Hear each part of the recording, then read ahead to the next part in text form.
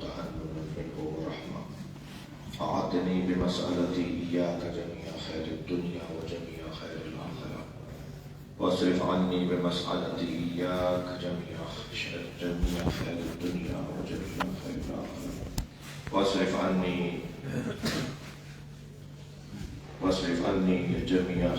جميع شر الدنيا وشر الآخرة فإنه غير منقوص ما أعطيت وزدني من فضلك يا كريم يا ذا الجلال والإكرام يا ذا الكمال والجود يا ذا المن والطول حرم شيبتي على النار برحمتك يا أرحم الراحمين صلى الله عليه وسلم.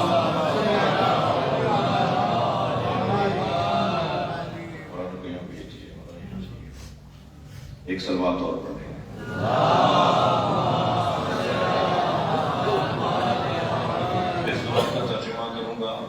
اور ہر نماز واجب کے بعد یہ دعا یاد یا دیکھ کر پڑھی جاتی ہے. یا من ارجوہ لکل خیر، اے وہ جس سے ہر خیر کی امید ہے. یا من ارجوہ لکل خیر آمن و سخطہ من کل شر، اور جس سے ہم چاہتے ہیں کہ ہر شر سے کہ جو اس کی ناراضگی کا سبب بنے، اس شر سے ہم چاہتے ہیں جو اس کی ناراضگی کا سبب بنے. یا من یؤتی الکثیر بالقلیل، اے وہ جو چھوٹے سے اور تھوڑے سے عمل پر زیادہ دینے والا ہے. صلوات پڑھ لیں ذرا.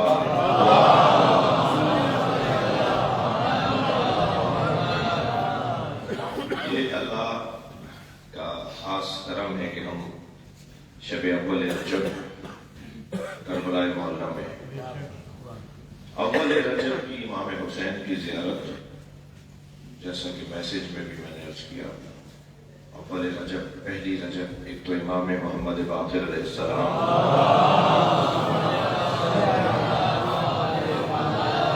باقر العلوم کی آمد کی رات اور دن ہے، آج کی رات اور کل کا دن. اور پھر رجب کا مہینہ ہم شروع کر رہے ہیں کربلا سے. ہم چلے جائیں گے تو شامل بات ایسا سمجھا رہے ہیں. آج بھی ہمارے کچھ احباب رہے ہیں تو واپسی کا ارادہ کر لیا ہے، ذہنی طور پہ سب تیار جا رہے ہیں. رجب کو کربلا سے شروع کر کے جائیں. رجب کا مہینہ علی کا مہینہ، رجب کا مہینہ مولا علی کا مہینہ ہے، شعبان کا مہینہ نبی کا مہینہ ہے، اور رمضان کا مہینہ اللہ کا مہینہ ہے. ترتیب بھی یہی ہے کہ علی سے نبی تک اور نبی سے خدا.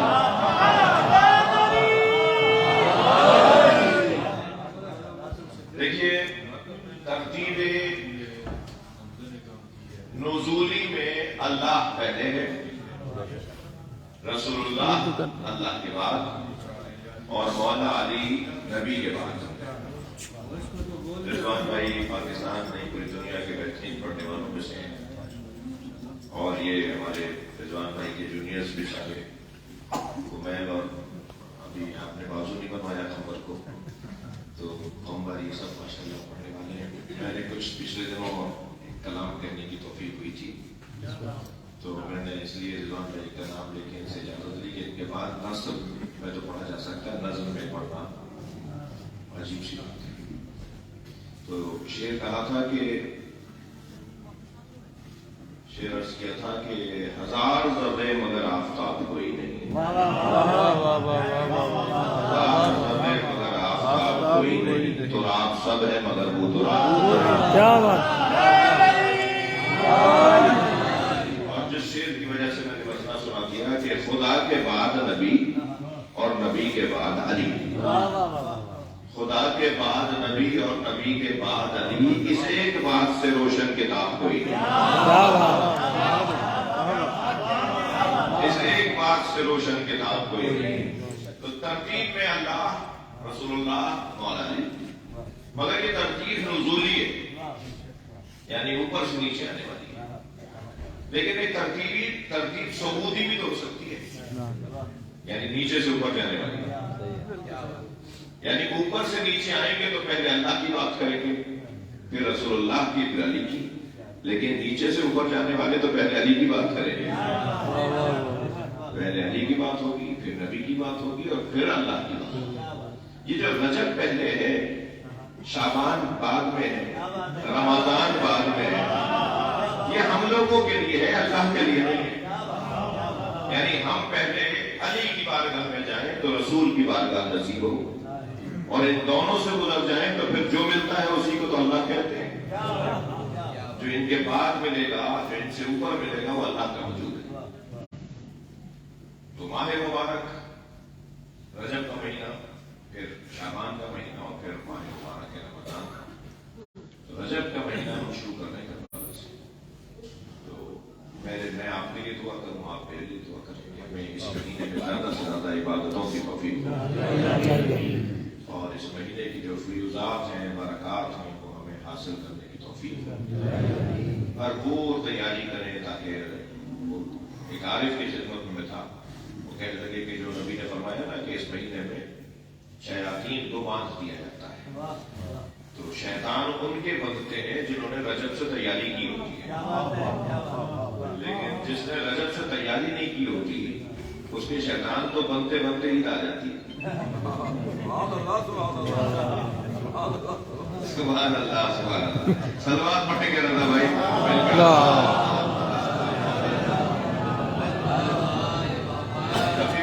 شیطان باندھا ہی جا رہا تھا کہ عید آ گئی، تو جنہیں شیطان بندھوانے ہیں ماہ رمضان میں، وہ رجب سے تیاری شروع کریں۔ روزے مستحبی ہیں کہ کل کا روزہ تو مسافر ہے، البتہ مستحبی روزے کو علماء اجازت دیتے ہیں کہ رکھے بھی جا سکتے ہیں۔ تو کل کا پہلا روزہ بہت ہی اس کا ثواب 10 عمروں کے برابر ہے۔ کتنا بڑا پیکیج ہے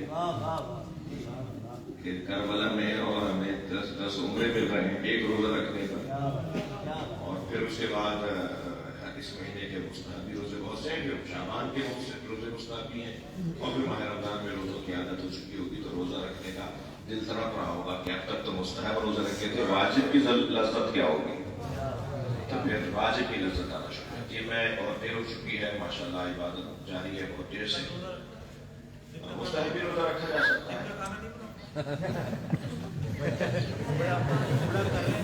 ہاں، یہ روزہ پرائم پیکج میں ہے نا، تو اس کا ثواب زیادہ ملے گا۔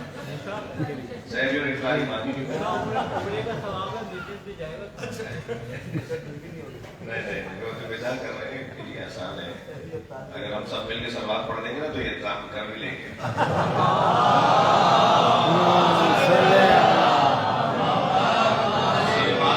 سلوات سوچ کے پڑھتے روزہ رکھنا پڑے گا، لیکن پھر بھی سلوات پڑھے محمد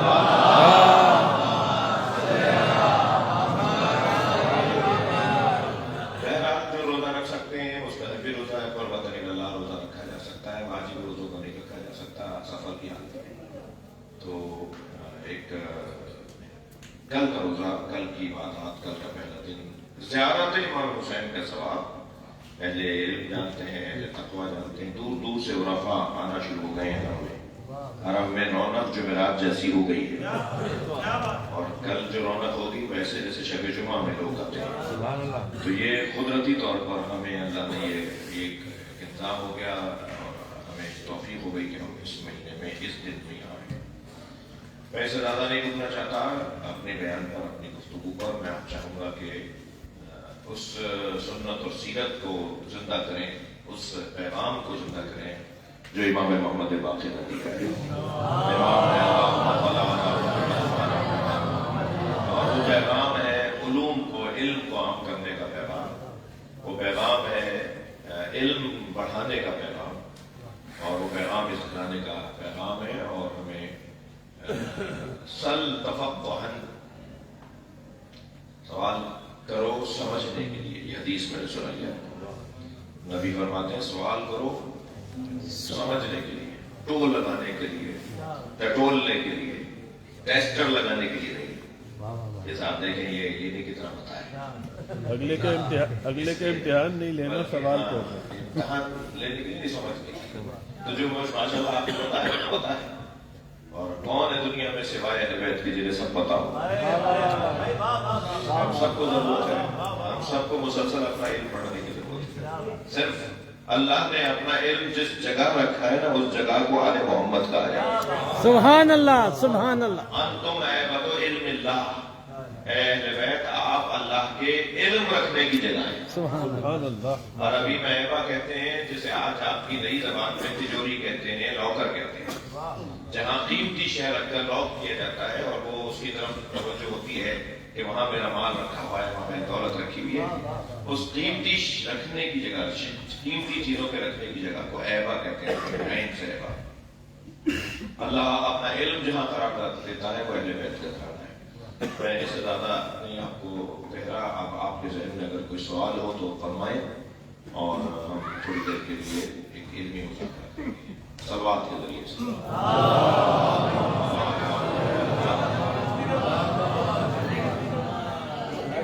ڈاکٹر صاحب کو، ڈاکٹر منور صاحب کو اسپیکر دے دیجیے. ڈاکٹر منور صاحب یہ اینٹی اسپیشلسٹ ہیں اور مجھے کبھی تکلیف ہوتی ہے تو میں ڈاکٹر صاحب سے کچھ لکھوانے بھی گیا ہوں 2-3 دفعہ. اور بہت ہی عبادت گزار پوری فیملی کی، بہت ہی والائی فیملی ہے. اللہ اس گھرانے کو آباد رکھے. آپ سب کی صحت و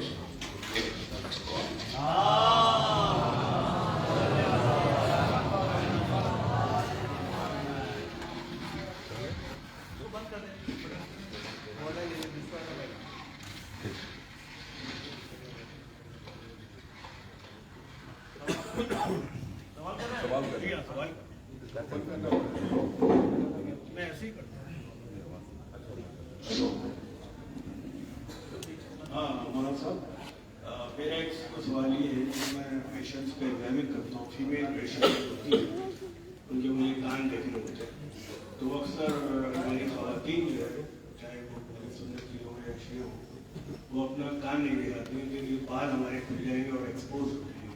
ٹھیک ہے. اس کے علاوہ ہمیں نیک بلائٹس بھی دیکھنے پڑتے ہیں. پہلا سوال.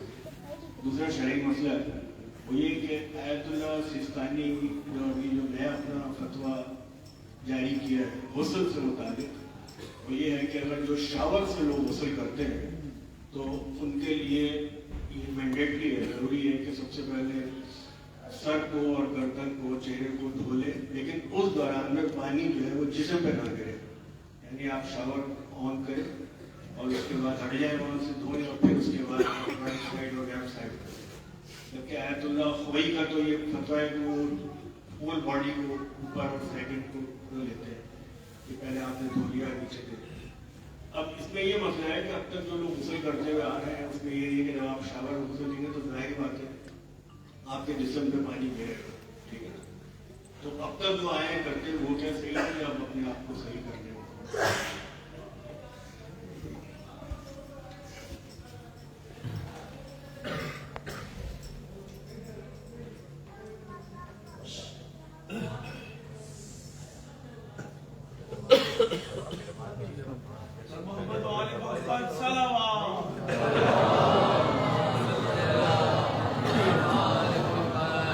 ڈاکٹر صاحب کے سوال 2 تھے. پہلا سوال تو ان کی کلینک کو خراب کرنے والا سوال ہے. وہ یہ کہ ہونا ہی چاہیے کہ خواتین کو خاتون ڈاکٹر کو ہی دکھانا چاہیے جب انہیں ایسی کوئی جگہ دکھانی ہو کہ جو مرد کو دکھانا جائز نہیں ہے. ٹھیک ہے. وہ میں نے اجازت لے لی تھی ڈاکٹر صاحب سے. سوال تو سوچ کے کرنا چاہیے تھا. مزاج بھی ہو رہا ہے ڈاکٹر صاحب. ایک سال بعد پڑھ لینا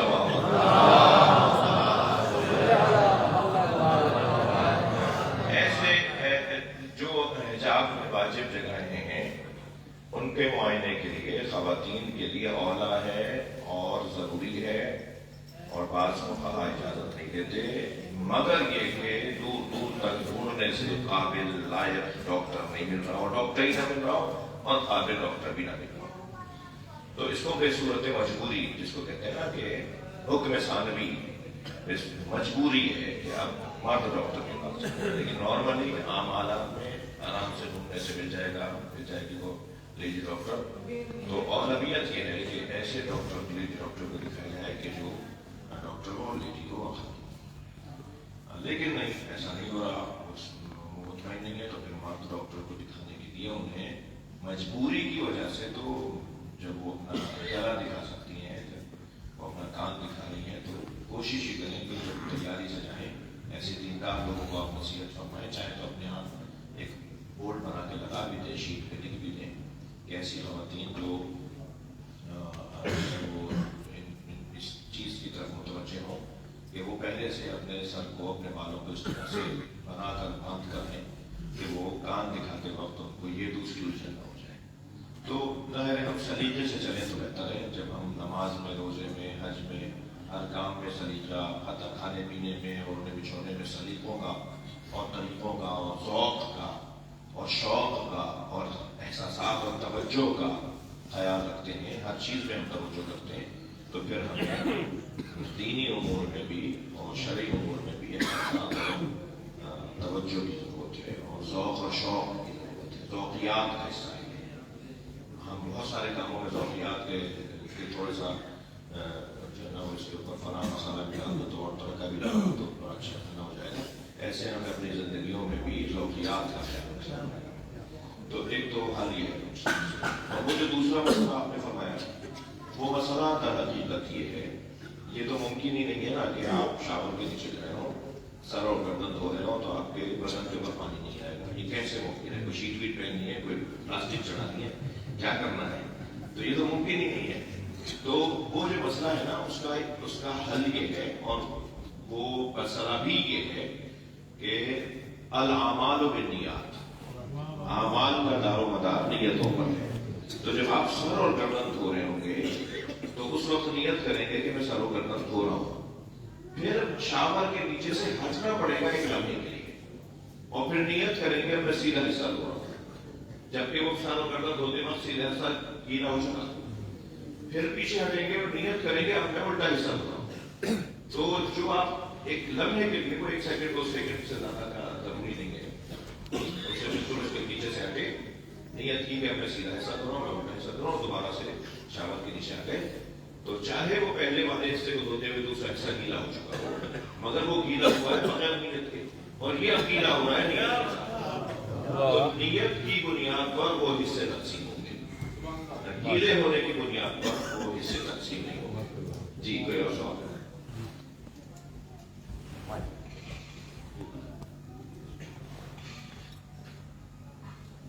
जी हमारा पहला सवाल तो ये है कि कुरान शरीफ में सूरह कहा कि मूसा अलैहिस्सलाम और हज़रत खिज़र अलैहिस्सलाम का जो वाक़या है और उनके हारून अलैहिस्सलाम के हवाले से कि उलिल अम्र पैगम्बर मूसा कलीमुल्लाह और वो हज़रत खिज़र अलैहिस्सलाम को तालीम दी।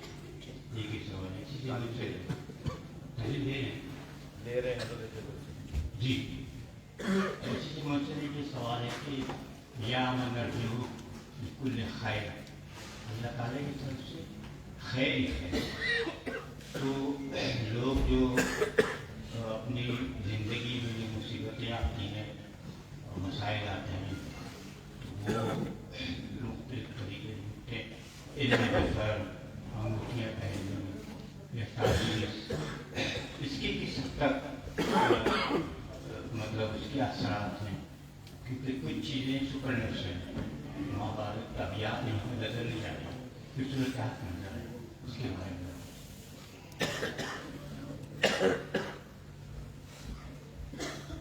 हज़रत मूसा का वाक़या और फिर उससे वाबस्ता कुछ चीज़ों से भी। तो पहली बात तो ये कि हज़रत आपको ये सब किस्सा कुरान का किस्सा है, कुरान के वाक़यात में से एक वाक़या है कि हज़रत मूसा ने हज़रत खिज़र के साथ रहने का इजहार किया कि मैं आपके साथ रहना चाहता हूँ। तो हज़रत खिज़र ने फरमाया तुम्हारे अंदर सब्र नहीं है, तो मेरे साथ चल नहीं पाओगे। तो उन्होंने कहा नहीं मैं सब्र करूँगा, और फिर आगे चले तो हज़रत खिज़र ने कश्ती में सुराख कर दिया। तो हज़रत मूसा ने फरमाया ये क्या किया आपने? तो हज़रत ने फरमाया मैंने कहा था ना तुम्हें सब्र नहीं है। तो उन्होंने नहीं अब सब्र करूँगा। اور پھر آگے بڑھے تو ایک دیوار گر رہی تھی، تو کہا میرے ساتھ مدد کرو، اس دیوار کو جہاں تک گرنے والی تھی اس کو سیدھا کیا، دیوار کو تعمیر کیا اور آگے بڑھ گئے۔ انہوں نے جی کیا کیا؟ کھانے پینے کی بھی ضرورت تھی، مزدوری کر رہے تھے، تو شاید کچھ اجرت مل جاتی تو کچھ کھا بھی نہیں، تمہیں کسی کی دیوار ٹھیک کر دی۔ تو میں نے تم سے کہا تمہارے گھر صبر نہیں ہے، تو اگر نہیں اب صبر کروں گا۔ پھر آگے بڑھے تو ایک جوان کو مار دیا، ایک بندے کو قتل ہی کر دیا۔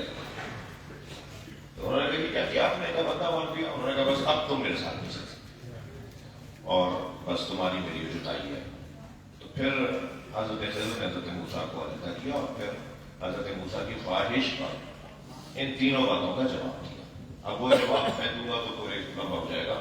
اصل بحث یہ ہے کہ حضرت موسیٰ تو نبی اور حضرت خضر کے بارے میں تو بحث ہے کہ وہ نبی بھی تھے یا نہیں تھے، یعنی حضرت موسیٰ کے بارے میں تو طے ہے کہ وہ نبی تھے اور حضرت خضر کے بارے میں بحث ہے کہ وہ نبی تھے بھی یا نہیں تھے۔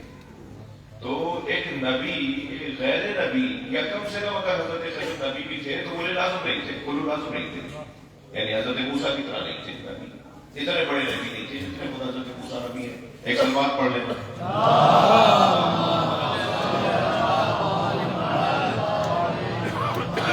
ایک اور سلوات۔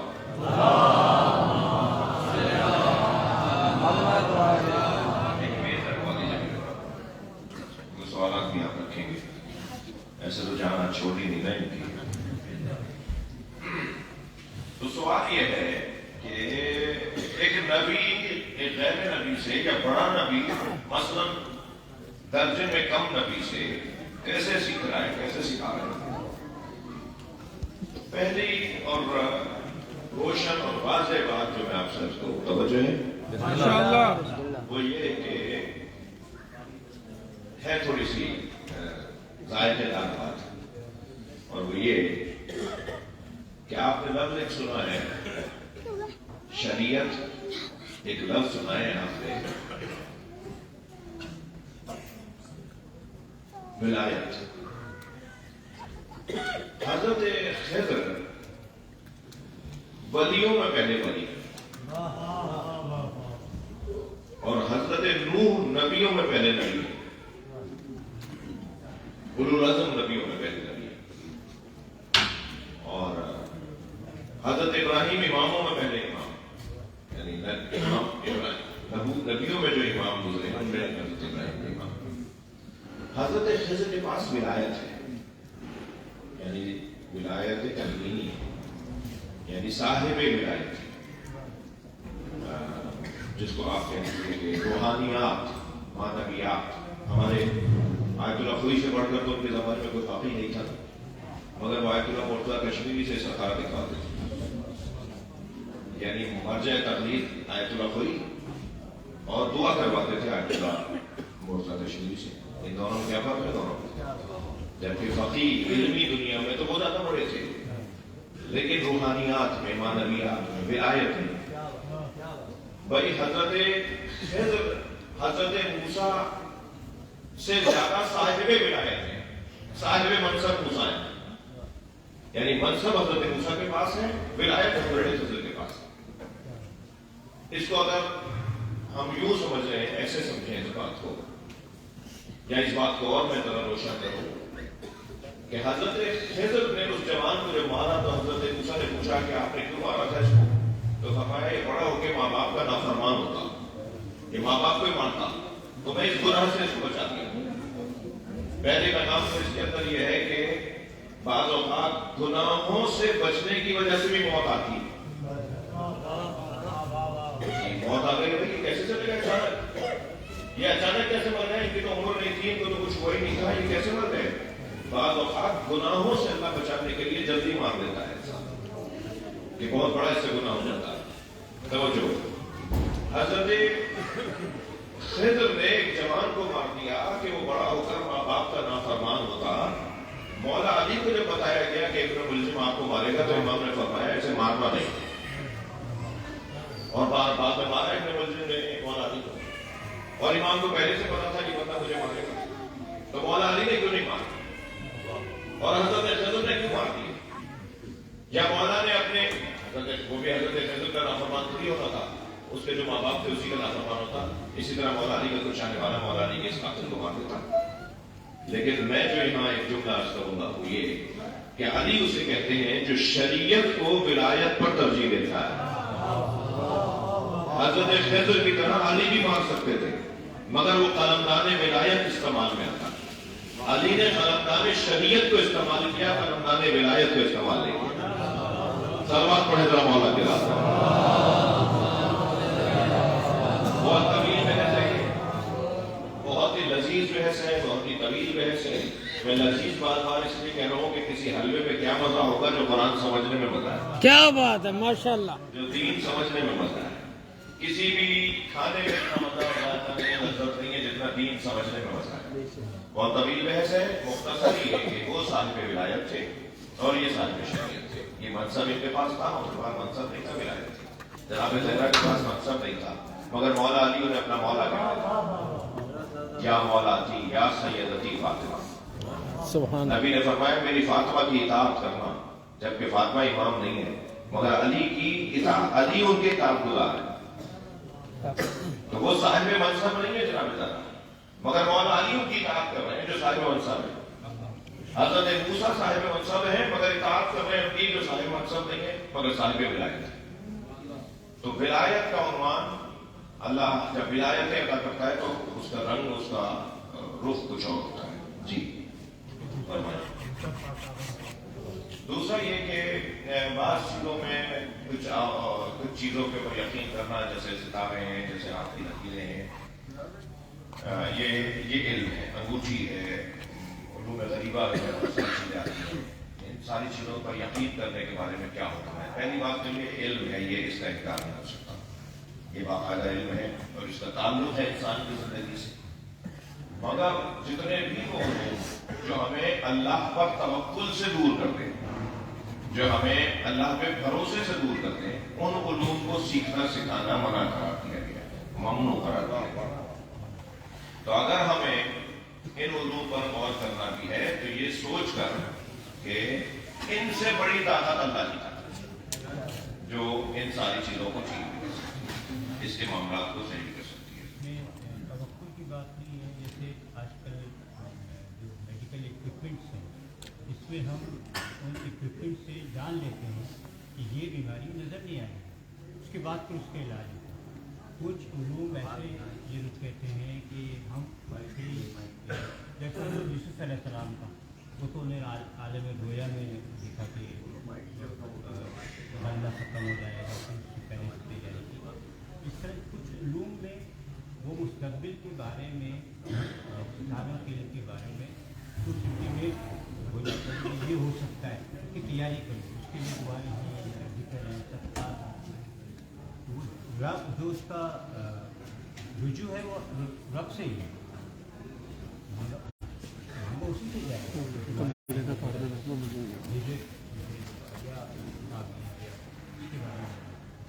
دیکھیے میں نے کہا کہ جتنے بھی علوم ہیں جو ستاروں سے، جو ہاتھ کی لکیروں سے، جو جس کو کہہ لیے علوم غریبہ کہتے ہیں، ان میں آج تک کوئی آخری بات نہیں کر سکتا. جتنے بھی اس کے ماہرین ہیں ان میں شدید اختلاف ہے. ایک ہی ماہر، ایک دو ماہر ایک ہی بات نہیں کریں گے. اس لیے ہم کس کی مانے، اس کی مانے، اس کی مانے. تو جتنے بھی وہ علوم جو تجزیوں کی بنیاد پر ہے، ذاتی علوم کی بنیاد پر ہے. اچھا زیادہ تر ان علوم کے حامل نیک اور دیندار لوگ بھی نہیں. زیادہ تر ان علوم کے حامل جو ہے زیادہ تر جو ہمارے معاشرے میں ہیں، کیونکہ ہم تو ان کی بنیاد پر بات کریں گے نا. آپ نے میں نے اگر کوئی بندہ ڈھونڈا ہوا ہے تو وہ تو لوگ جانتے ہی نہیں اور نہ وہ بتانا چاہتا ہے کہ میں کچھ جانتا ہوں. تو ہم جو معاشرے میں ان علوم کے حامل لوگ ہیں ان کو اگر دیکھ کر بات کریں تو زیادہ تر تو بے دین خود ہی بے دین ہے ان چیزوں کو بتانے والے. لہٰذا اور پھر ساتھ میں حکم یہ ہے کہ مثلاً ایک سفر پہ مولا علی تشریف لے جا رہے تھے، ایک شخص نے کہا چاہیے آپ کا ستارہ گردش ہے، آپ جب ہاتھ دیتے ہیں. حضرت فرمایا تو ستاروں کو جانتا ہے. پھر حضرت نے ستاروں کے بارے میں بتانا شروع کیا. فرمایا وہ ستارہ کون سا ہے جو حرکت کرتا ہے تو بھی اونٹ پر فلاں کیفیت تاری ہوتی ہے؟ وہ کون سا ستارہ ہے جو اپنی جگہ سے ہلتا ہے تو بلیوں پر فلاں کیفیت تاری ہوتی ہے؟ یہ ستارے اثرات دکھا رہے ہوتے ہیں یا ستارے معاشرے پہ اپنا اثر ڈال دیتے ہیں. تجھے پتا ہے ستاروں کے بارے میں؟ کہ ہاں مجھے پتا ہے. حضرت نے ستاروں کے نام پوچھنا شروع کیا، اسے نہیں پتا. حضرت نے فرمایا بتا بھائی گھوڑی کے سونگ کے نیچے کیا ہے؟ گھوڑی کھڑی تھی ماں کی، اسے کچھ نہیں پتا تھا. حضرت نے اس کے پیٹ پہ ہاتھ رکھ کے فرمایا اس میں ڈر ہے یا ماتا؟ اسے کچھ نہیں پتا تھا. حضرت نے فرمایا تو آسمانوں کی باتیں کر رہا ہے، تجھے سامنے کی چیز نظر نہیں آتی.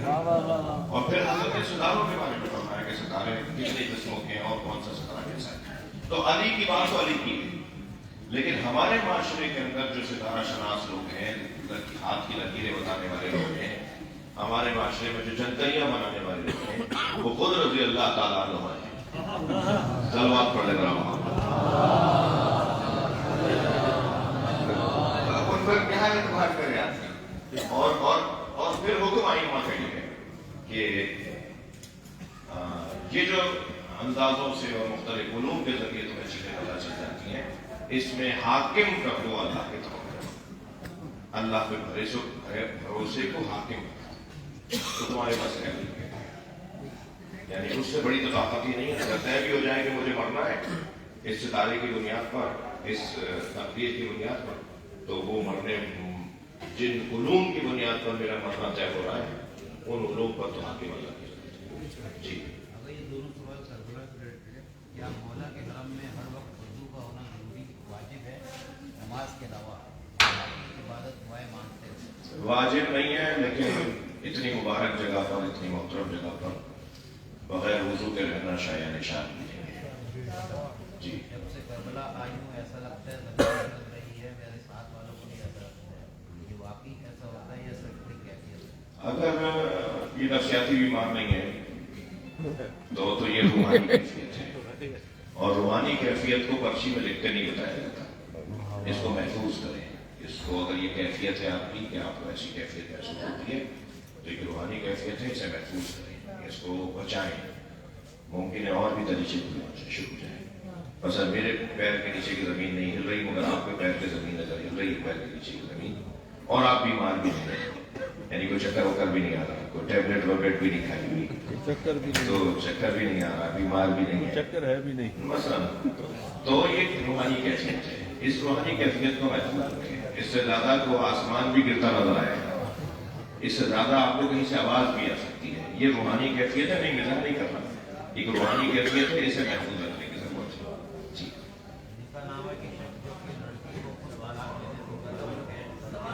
سوال سمجھ میں نہیں آ رہا. مائک دینا ساتھ میں. سوال سمجھ میں نہیں آیا بھائی. جن کی اونچی آواز ہے وہ سوال بھائی اسپیکر یوز کر لیں، اسپیکر مائک سے پتہ چلتا ہے. ایشو پہ لکھا ہوا سوال ہے کہ لکھا نام ہے کہ شک جو کہ لڑکی اور لڑکی کو خود طلاق لینے سے متعلق ہے، اس کے بارے میں فرمائیے کہ وہ لڑکے کی مرضی سے لڑکی کو ملے گی یا کہ لڑکی اور لڑکی والے وہ خود لے سکتے ہیں اور استعمال کر سکتے ہیں، رخصتی نہ ہوئی ہو. نکاح کے موقع پر ضمن عقد شرط ضمن عقد رکھی جا سکتی ہے. یعنی نکاح کے بعد نہیں، معلومہ بعد میں یاد آیا جب نکاح تھا. نکاح ایک ایگریمنٹ ہے، ایک معاہدہ ہے دو طرفوں کے درمیان. اس موقع پر آپ ضمن عقد کوئی شرط لگا سکتے ہیں، اور شرط وہ حلال ہو، جائز ہو، فقہی طور پر صحیح ہو، معقول ہو، مربج ہو، رائج ہو، ایسا ہو سکتا ہو. یہ شرط بھی لگا دے کہ آسمان سے تارا توڑ کے لائے گا. یہ شرط بھی لگا دے کہ جی وہ 2 سروں والا سانپ مجھے لگے دکھائے گا، یا مثال کے طور پہ مجھے وہ اسی طرح کی کوئی اور شرط. تو جو معقول بھی ہو، ممکن بھی ہو، رائج بھی ہو، آسان بھی ہو اور جائز بھی ہو. اگر ایسی کوئی شرط لڑکی کی طرف سے لڑکے پر اور لڑکے کی طرف سے لڑکی پر اگر لگائی جاتی ہو تو نکاح کے موقع پہ وہ شرط لگائی جا سکتی ہے. اس میں موجودہ یہ شرط بھی ہے کہ آپ مجھے اپنا وکیل بناتے ہو کہ تمہاری طرف سے پھر میں طلاق پڑھ لوں. تو وہاں تفویض کا لفظ لکھا ہوا ہے ہمارے یہاں پاکستان کے اندر. تفویض کا لفظ ٹھیک نہیں ہے، ہمارے یہاں تفویض نہیں ہو سکتی کوئی چیز، یعنی یہ چیز تفویض نہیں ہو سکتی. ہاں توکیل ہو سکتی ہے، یعنی وکالت دی جا سکتی ہے. تو تفویض کا لفظ کاٹ کر نکاح نامے میں سے اور اس کے جگہ لکھ دیا جائے وکالت، کہ میں اپنی زوجہ فلاں کو جس سے میرا عقد ہو رہا ہے میں اسے وکیل بناتا ہوں کہ اگر میں یہ غلطی کروں، میں مجھ سے یہ بات ہو جائے تو وہ طلاق پڑھ لیں. लेकिन मैं गुजारिश करूंगा, करबला में बैठ के मैं ऐसी कोई बात नहीं बताऊंगा आपको जो बात अच्छी न हो। सही तो है, जायज तो है, मगर उसे राइज करें हम करबला से तलाक का पैगाम लेके आ जाए तो अच्छी। तो गुंजाइश, तहम्मुल, बर्दाश्त, माफी, दरगुजर, जी खवातीन का तो हुनर ही है कि ये इनको अल्लाह ने मकाम ही बर्दाश्त की बुनियाद पर दिया। इनको तो अजमत ही अल्लाह ने मकाम बर्दाश्त और तहम्मुल मिजाजी की बुनियाद पर दी है। इन्हें बड़े बड़े अल्लाह ने मकाम दिए हैं कि माँ इतने बड़ा दर्जा कैसे पाती है बर्दाश्त के बगैर। आपको बेड से फेंक देगा बच्चे को दूसरे दिन, जो रात को उठ के रोता है, जो रात को उठ के जो दूध मांगता है, जो बच्चा रात को उठ के बिस्तर गीला कर देता है। अब्बा तो 2 दिन नहीं संभाल सकते, अब्बा तो दूसरे दिन ही बेड से फेंक देगा बच्चे को। और माँ है जो बर्दाश्त करेंगे, ये बर्दाश्त की वजह से तो माँ बनी है। तो बर्दाश्त की वजह से सिर्फ ना माँ ही ना बने, बर्दाश्त की वजह से बीवी भी बने, बर्दाश्त के जरिए से वो बहन भी बने, बेटी भी बने। तो आपके अंदर जो अल्लाह ने तहम्मुल मिजाजी रखी है, जो आपके अंदर बर्दाश्त रखी है, वही तो आपका हुनर है। अब उस हुनर को भी हम तोड़ने की बातें करें, उस हुनर को भी हम खदशादार करें, उसमें दरारें डालें, ये कोई अच्छी बात नहीं है। अल्लाह आपको, हमारी सारी बच्चियों को, हमारी सारी बेटियों को, हमारी सारी बहनों को अपने घरों को आबाद रखने की तौफीक अता फरमाए। जिनके घर किसी तरह से मुतासर हुए हैं उनके मामलात को बेहतरी अता फरमाए। मेरा सवाल ये है, मैं नमाज से कुछ देर कबल तिलावत करती हूँ तो अक्सर लोग देखने वाले टोक देते हैं कि दोनों वक्त मिल रहे हैं तो तिलावत नहीं करते, जबकि यहाँ तो तिलावत होती है। ये जो लोग टोकते हैं ना, ये खुद भी बेतौफीक हैं और आपको भी बेतौफीक कर रहे हैं। तो आप बहुत सारी बातों को सुनी अनसुनी करते हैं कि मिर्चें ज्यादा क्यों कर दी, नमक कम क्यों कर दिया, जी बर्तन सही नहीं धोए, आज तुम्हारे कमरे में बेड पे तुम्हारे जो है ना वो कम्बल ऐसे बगैर ऐसे पड़ा रह गया, तुमने कुछ नहीं किया। सास अम्मा की ये बातें ज्यादा सुनती है वो। तो ये भी सुनिए, तो नहीं करें, इबादत करें, कुरान पढ़ें, तिलावत करें। नमाज में इधर इधर देखने की आदत है, क्या इससे नमाज सही हो जाएगी? अगर कोई हम दुआ पढ़ने हो तो क्या इसका सिर्फ तर्जुमा पढ़ना सही है? कज़ा नमाजें तरतीबात पढ़नी चाहिए या जब वक्त मिले पढ़ सकते हैं?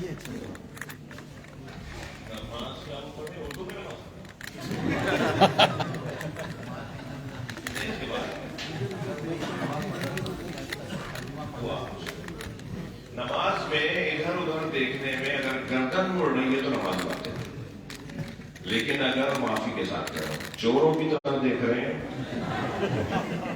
तो नमाज हो जाएगी, मगर मकरूह है। ठीक है। और दुआ अगर अरबी में नहीं आती, समझ में नहीं आ रहा कि क्या पढ़ना है, तो उर्दू पढ़ने में जाएगी।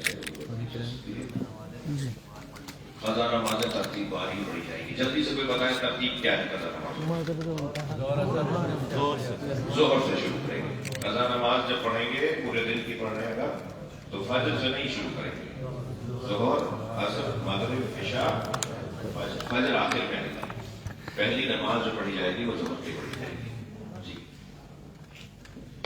अज़ान से 5 मिनट पहले वजू कुर्बतन इल्लाह की नीयत से होगा या वाजिब की नीयत से? वजू खत्म होने पर मसा करने से पहले क्या नल बंद कर सकते हैं या मसा करने के बाद?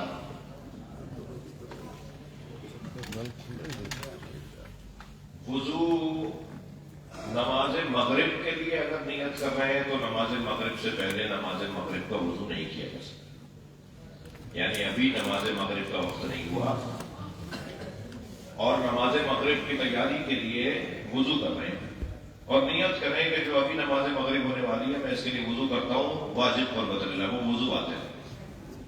इसलिए कि जो नमाज ही वाजिब नहीं हुई तो वजू कैसे वाजिब होगा?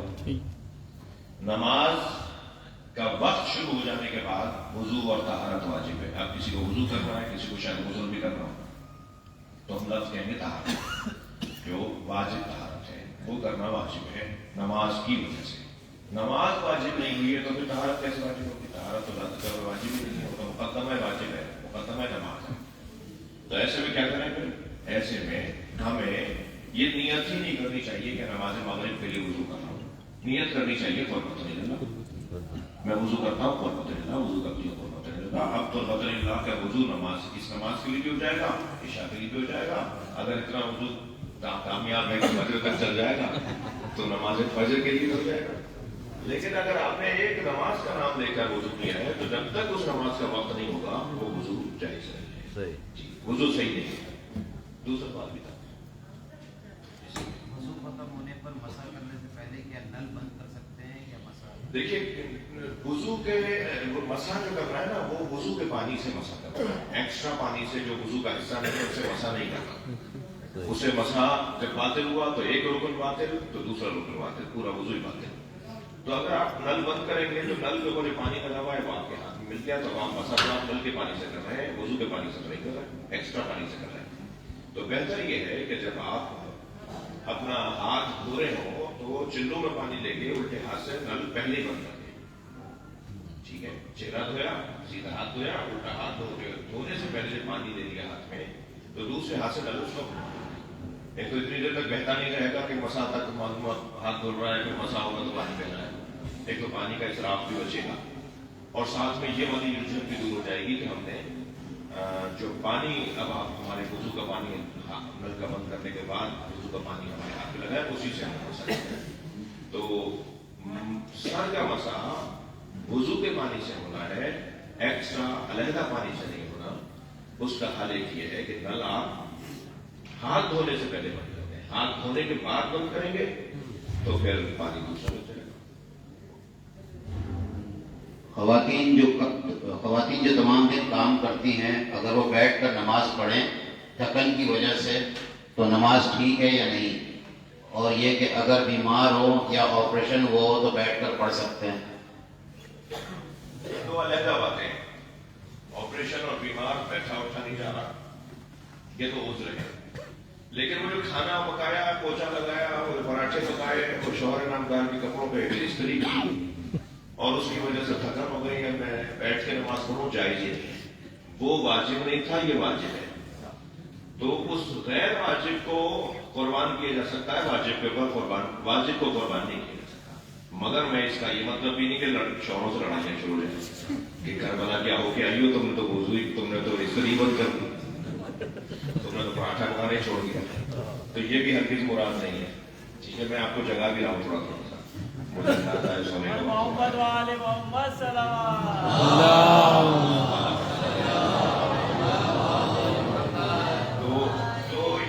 तो वो आप अपने ऊपर जब आपने 4 काम करके नहीं थकी और काम पूरे किए तो नमाज में कैसे थक गई?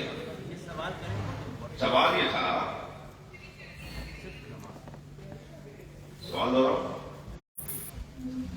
सवाल यह था कि सारे दिन घर का काम किया, अब नमाज के वक्त थकन हो रही है तो बैठ के पढ़ लूं नमाज, तो ये नहीं होगा, ये नहीं होगा। एक सवाल इधर भी है। माइक माइक सवाल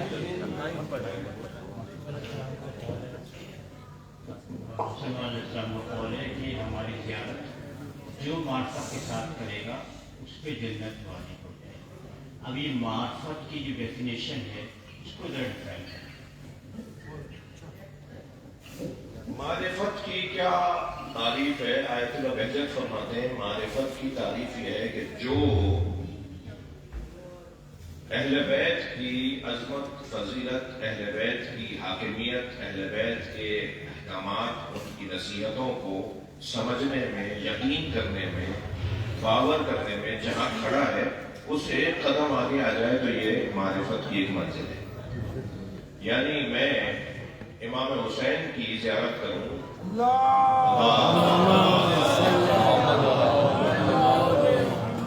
मारिफत के साथ तो मुझ पे जन्नत वाजिब है। तो क्या सबकी मारिफत बराबर है? अबू दर सलमान की बराबर थी, हजरत होलवी और हजरत अब्बास की बराबर थी। तो जब सबकी मारिफत की अलहदा होनी है और जन्नत तो सबको मिलनी है, कोई बनाया तो नहीं है कसौटी की 8वीं मंजिल पर मारिफत की पहुंचेगा तो जन्नत। मारिफत की बात हो रही है तो मेरे हिसाब से मारिफत की बात हो रही है, हजरत अब्बास के हिसाब से मारिफत की बात नहीं हो रही, हजरत सलमान के हिसाब से मारिफत की बात नहीं हो रही। तो मैं जहां खड़ा हूं ना मारिफत में, उससे एक मंजिल और आगे आ जाऊं और अपने किरदार को, अपने अमल को, अपने मामलात को, अपनी सदाकत को, सच्चाई को, अपनी दयानतदारी को, अपनी वफादारी को اپنی زندگی کو ان کے احکامات کی روشنی میں اگر گزارنے کا ارادہ کرتے ہوئے آگے بڑھوں گا تو یہ میری معرفت میں اضافہ ہے. اور میں معرفت کے ساتھ یعنی میں امام حسین کو کیا مانتا ہوں؟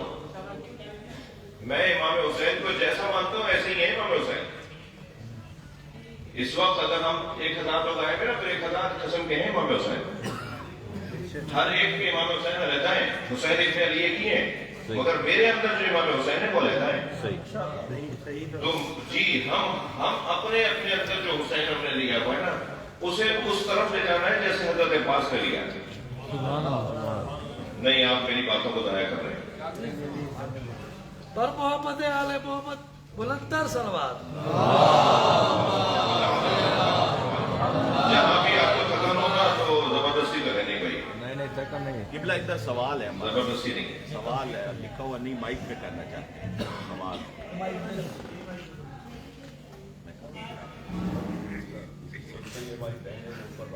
ہاں جی قبلہ سوال میرا یہ ہے کہ ولایت علی علیہ السلام کا مفہوم کیا ہے اور جو ہمیں ریکوائرڈ ہے کہ ہم فالو کریں, ہمیں اوبلیگیشن ہے کہ ہم لوگ فالو کریں شیعہ ہونے کے لیے. دوسرا اس سے ریلیٹڈ سر یہ ہے کہ مراجعین کی تکلیف فروئی معاملات میں ہم پہ لازم ہے اور ہم لوگ الحمدللہ کرتے بھی ہیں. لیکن اگر مرجع ہمیں یہ فتویٰ دے رہے ہیں اور ہم لوگ فالو کر رہے ہیں کہ شہادت ثالثہ نہیں پڑھنی اور آپ نے درود شریف سے اختتام کر لینا ہے اور وہ کسی طرح سے وائلیشن تو نہیں ہو رہی ولایت علی علیہ السلام کی, یہ سوال ہے. ولایت کے دو معنی ہیں, ایک محبت اور ایک حاکمیت.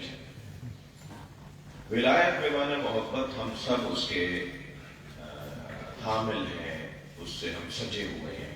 کوئی بھی یہاں نہیں بیٹھا وہ چاہے سنی ہو شیعہ ہو, شیعوں میں مختلف کے خیال کے شیعہ ہوں, وہ سب ایک بات پر ہم متفق ہیں اور وہ ہے مولا علی کی محبت. ہم محبت علی یعنی ولایت علی پر متفق ہیں.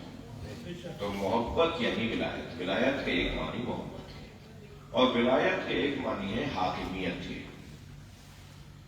حاکمیت مولا علی کی حاکمیت, وہ جو غدیر میں مولا نبی نے اعلان کیا تھا من کنت مولا فہذا علی المولا, وہ علی کی حاکمیت کے علاوہ ماشاءاللہ. پھر سقیفہ میں چھین لیا گیا. سقیفہ میں جو چیز چھینی گئی ہے مولا علی سے نہیں لی گئی. 6 مہینے تک مولا علی نے بیعت نہیں کی نا, ناراض رہے, خفا رہے. یہ ناراض ہونے کی دلیل نہیں ہے کہ پہلے خلیفہ کو حضرت نے فرمایا میرے گھر بلاؤ, اپنے گھر بلا کے کہا کہ یہ کیا کیا, کون سا اجماع تھا جس میں اہل بیت نہیں. عالم اسلام متفق ہو گیا بغیر اہل بیت, یعنی اسلام کا فیصلہ ہو رہا ہے, مسلمانوں کا فیصلہ ہو رہا ہے اہل بیت کے بغیر. یہ کون سا اسلام کا فیصلہ تھا, مسلمانوں کا فیصلہ تھا. مولا علی نے گرا دیا. بخاری اور مسلم کے اندر ایک روایت, مولا علی 6 مہینے بعد اپنے گھر بلا کے کہا حضرت کو, پہلے خلیفہ کو, کہ یہ کیا کیا تھا. انہوں نے سب نے طے کر لیا. حضرت کو آپ نے جلدی میں کام کیا ہے, ہم اہل بیت کے بغیر کیسے فیصلہ ہو گیا. پھر بہرحال بعد میں جو معاملات ہوئے تو وہ جو غدیر میں اعلان ہوا تھا, وہ جو سقیفہ میں اعلان ہوا, وہ غدیر کے اعلان کے خلاف تھا. جی ہمارا موقف ہے اور ہم اس کے اوپر ڈنکے کی چوٹ پر بات کرتے ہیں اور میں ایک لفظ کہتا ہوں سیدھا ٹھوک کے بات کرتے ہیں, جی دلائل سے بات کرتے ہیں کہ غدیر میں کہا تھا جس جس کا میں مولا ہوں اس کا علی مولا ہے, یعنی جس جس کا میں حاکم ہوں اس کا علی حاکم ہے. اور پھر سقیفے میں مولا علی کو حاکم نہیں مانا گیا. تو ولایت میں مانا حاکمیت ہے. جہاں تک ذکر ہے, نعرہ ہے, صلوات ہے, یہ محبت والی ولایت کے عنوان میں لے گا. یعنی محبت, اہل بیت کی محبت واجب ہے, اہل بیت کی محبت واجب ہے. وہ مومن ہی نہیں ہے جو اہل بیت سے محبت نہ کرتا, وہ مسلمان ہی نہیں ہے جو اہل بیت سے محبت نہیں کرتا, بلکہ میں جو اس سے زیادہ بڑا باریک بات کرتا ہوں, وہ حلال زیادہ ہی نہیں ہے جو اہل بیت سے نفرت کرتا. نعرہ حیدری. یعنی یہ جذباتی جملہ نہیں ہے, یہ نعرے والا نعرہ تو آپ محبت میں لگایا ہے, آپ سب کو لگانا چاہیے, لیکن یہ مراد میں ہی واقعی ایسا ہے. جس نے علی سے بغض کیا ہے وہ یا منافق ہے یا اس کے ماں باپ نے بہت بڑا گناہ کیا ہے. واہ واہ واہ. روایات ہے بھائی, یہ میں مجلس نہیں پڑھ رہا, अहादीस हैं, इसको बावर करने की जरूरत है, इसको समझने की जरूरत है। यानी वो हलाल ज्यादा ही नहीं है जिस जो अली से बुग़्ज़ रखता हूं, तो मोहब्बत है अली की। अब ये जो विलायत है मौला अली हमारे यहाँ जी को मैं विलायती हूँ, क्यों भाई कैसे? कहा जी मैं मसलन शहादत सालिसा पढ़ता हूँ जी। पहली बात तो मेरे अजीज मेरे बुजुर्ग आप सबसे गुजारिश कर रहा हूँ कि मैं पाकिस्तान में तो कोई शहर नहीं छोड़ा जहां हाजिरी न दी हो आपकी खिदमत में। हिंदुस्तान भी बहुत होकर आ गया हूँ, समंदर पार में पूरी दुनिया अल्हम्दुलिल्लाह मुसलसल देख रहा हूँ, देख चुका हूँ।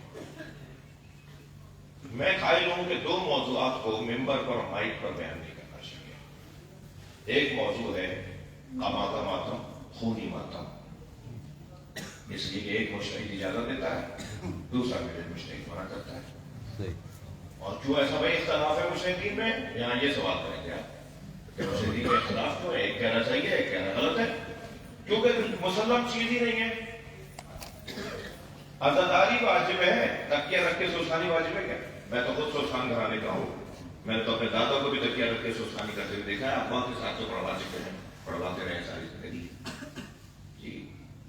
मेरे दादा के सारे भाई सोसान थे, हम खानदानी तौर पर अज़ादारी में सोसानी का हिस्सा है। मगर क्या तकिया रखकर इस स्टाइल से पढ़ना वाजिब है? जो दो हाथ का मातम करता है वो क्या अच्छा मातम नहीं कर रहा? जो एक हाथ का करता है वो ज्यादा अच्छा कर रहा है। अज़ादारी वाजिब है, तरीक़े वाजिब नहीं है। माशाअल्लाह, वाह, सुभान अल्लाह। वाले ऐसे में मातम करते हैं तो हैदराबाद कतर वाले ऐसा करते हैं, मुल्तान वाले ऐसा करते हैं तो चकवाल वाले ऐसा करते हैं, कराची वाले ऐसा करते हैं तो मसलन हैदराबाद वाले वैसा करते हैं। तो जो हैदराबाद वाले कराची वालों की तरफ नहीं कर रहे हैं उनको शीयत से कोई निकाल सकता है? क्या हैदराबाद वाले ऐसा कर रहे हैं और लखनऊ वाले ऐसा नहीं कर रहे तो हैदराबाद वाले लखनऊ वालों को कहते हैं कि वो शिया नहीं है? अज़ादारी वाजिब है, तरीक़े वाजिब नहीं है। फिर तकरार कर रहा हूं, फिर देखिए, लिहाजा खूनी मातम जब है ही जो है वो सलीक़े का मसला। और मेरे परदादा ने कमा नहीं मारी, आपके परदादा के दादा ने कभी तो जंजीर नहीं मारी।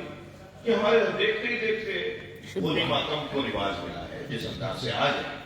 मेरे देखते देखते मेरे बचपन में इतने हल्के होते थे, हमारे बचपन में बड़े बड़े लोग इतने हल्कों का जंजीर का मातम करते, आज तो तलवारों का मातम है, ठीक है? यानी और उनसे पीछे चले जाए तो ये भी नहीं था। तो हमारे यहाँ मुसल्लमात के अंदर इख्तलाफ नहीं होता, मुज्तहिदीन में मुसल्लमात में इख्तलाफ नहीं होता जी। इज्तिहादी मौज़ूआत में इख्तलाफ होता है, तरीकों के ऊपर एक तरीके को कहना सही है, दूसरा कह रहा है कि तरीका ठीक नहीं है। तो ये सबका तो मसला ही नहीं था, ठीक है? मतलब ख़वातीन खमा और मातम नहीं करती है, खूनी तरीका शिया नहीं है। कोई कह देगा कि जो खूनी मातम नहीं करता, कैसे कह सकते हैं भाई? क्यों जज्बाती हो रहे हो? क्यों लोगों को सही मकतब अहले बैत के ताल्लुक से दूर कर रहे हो? ठीक है? एक तो खूनी मातम जो जंजीर खमा का मातम है, उसे मिंबर से ना मुस्बत ना मनफी, यानी इसके खिलाफ बोलने पर मैं राजी नहीं हूं कि इसके खिलाफ बोला जाए, और नहीं बोलता भी नहीं मैं खिलाफ उसके, क्योंकि ये अकीदतों के मसाइल है, मोहब्बतों के मसले हैं, लोगों का अहले बैत के साथ ताल्लुक का मसला है। लिहाजा हम इसको एक बात करके खामखा फसाद फैलाएं, मसाइल उड़ा दें। ऐसे ही शहादत सालिसा वाला मसला, मैं आपसे पूछ रहा हूं, आपके दादा पढ़ते थे? हमारे दादा, आपके दादा सब तो फतुल अवाम के मुकल्लिद थे जी। बिल्कुल। कौन कहता तकलीद हमारे यहाँ नहीं थी? हमारे दादा तकलीद करते थे तो फतुल अवाम पढ़ के तकलीद करते थे, वो भी तो मुज्तहिदीन के फतवे हैं, उसमें 5 मुज्तहिदीन के फतवे, उनके नाम लिखे हुए जिनके फतवे हों। तो कौन कहता है कि तकलीद आज से शुरू हुई और इनकलाबी ईरान के बाद शुरू हुई? गलत बोलते हो। तुम्हारी दादी के जमाने की लिखी हुई तौफतुल अवाम तुम्हारे घर में होगी, तुम्हारे दादा के हाथ की लिखी हुई तौफतुल अवाम होगी। हिंदुस्तान से पहले की किताबें हमारे घरों में मौजूद हैं, यानी पाकिस्तान बनने से पहले की, 47 से पहले की। तो क्या वो सब तकलीद करते थे भाई? वो सब तकलीद करते थे। हाँ, ये लफ्ज जो है कुछ जरा ज्यादा सजा के हमारे पास वो जैसे जो है ना वो बेसलीका खतीबों ने हसास बना दिया, मसले को चिढ़ाना शुरू कर दिया लोगों को तकलीद से। भाई चिढ़ा क्यों रहे हो? सब करते हैं तकलीद। कोई नहीं मिला मुझे दुनिया में तकलीद ना करता हूँ। एक साथ थे हमारे साथ हज पे कलर में हुए, 8 जुलाई तक उन्होंने काले कपड़े पहने। मुझे इतना खौफ होने लगा, एक पीर थे, बुजुर्ग थे, भाई साहब नाम मत लीजिएगा, तो मुझे ये खौफ हुआ ये एहराम भी लग रहा था, हाँ, ऐसा ऐसा ही माहौल। लग रहा था। खैर वो मुझे सारे इन लोगों ने घेरा कि भाई आप भी जाके बात करें। आले मोहम्मद रज़मी साहब के कमरे में ठहरे हुए थे, रज़मी साहब के कमरे, मरहूम दोनों मरहूमों का दोनों की मग़फ़िरत के लिए सलवात।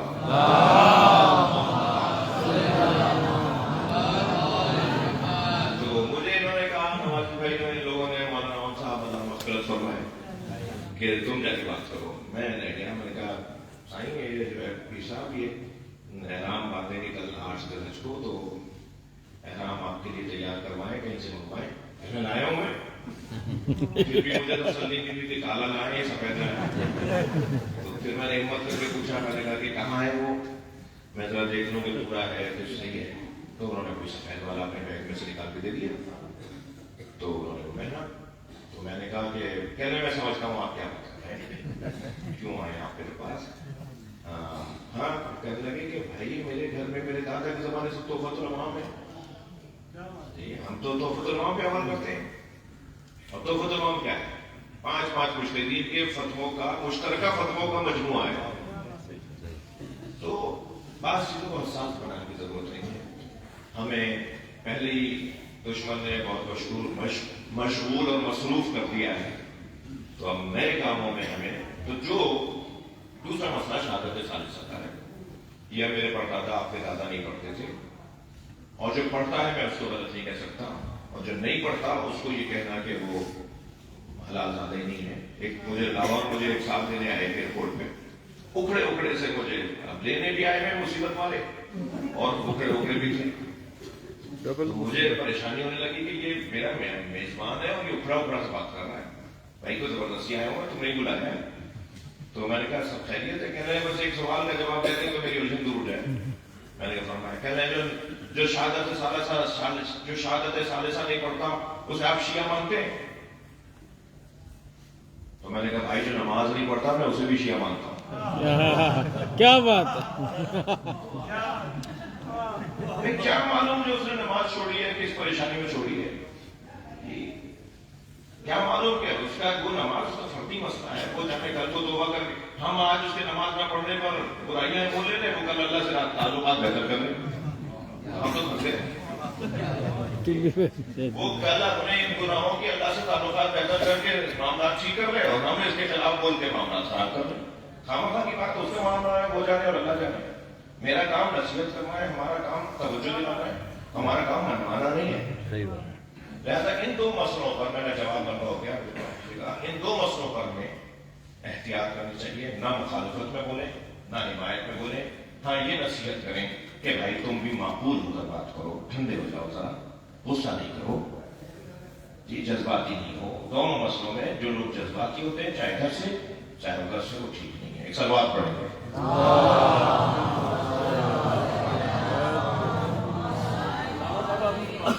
अपने जा रहे हैं और हमारे मुल्क में आजकल एक बिल का बड़ा शोर मचा हुआ है, इस पर भी आप जरा रोशनी डालें कि कायदीन और माहिदीन क्या सोच रहे हैं। इस बिल की तरफ इशारा फरमा रहे हैं, ये बिल इंशाल्लाह बिल में चला जाएगा।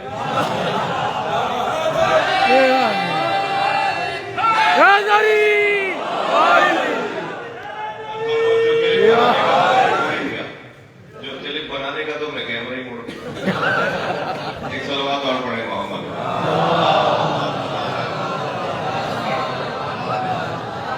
असल में पाकिस्तान के अंदर तौहीन सहाबा की 3 साल की सजा थी।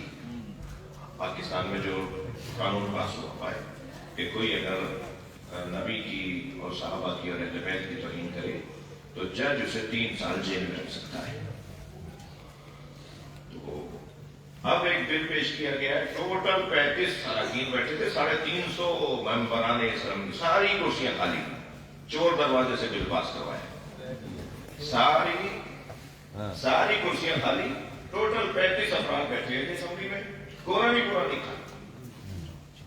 और बिल पेश किया जाता है और वो बिल पास भी कर दिया जाता है। वो ये कि 3 साल से हटकर 10 साल की सजा या सवाबदीद है कि वो उम्र कैद की सजा तो नहीं ऐसा करने।